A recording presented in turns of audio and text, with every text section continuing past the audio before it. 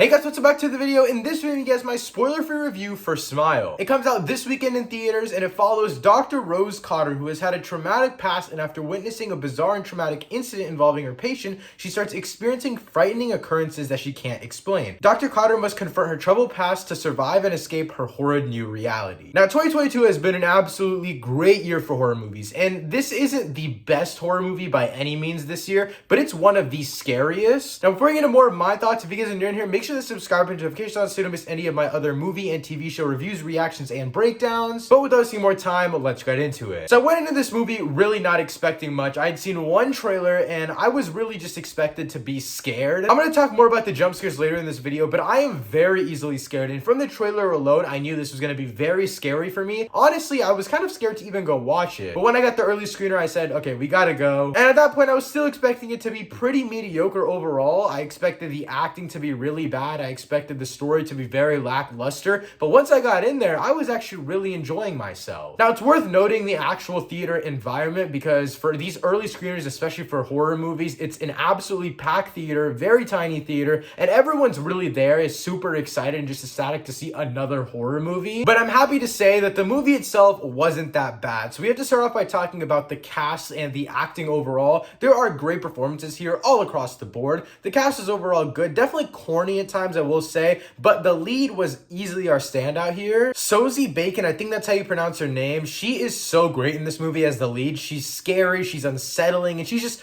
perfect for this story, and I think she really works here. The director of this movie, Parker Finn, this is his first movie, and so I thought this was a great movie for his directorial debut. He does a great job at actually building tension through camera work alone. And I will say, it does follow a lot of horror tropes. There are a lot of tilted camera angles and a lot of things where you just know something is coming, but he still does a great job at making us scared in those moments. And again, he actually makes these horror tropes, yes, they're tropes, but he makes them feel fresh. But out of the jump scares and just the scary elements of this story overall, I'm going to preface this by saying I am a big wuss when it comes to horror movies. I am scared of pretty much anything. If there is even a slight jump scare, I will jump in my seat, and this movie had a lot of jump scares. They were all very well done, but even the two main ones that we saw in the trailer, the one where the girl is smiling in the office and then the other one where she drops her head into the car,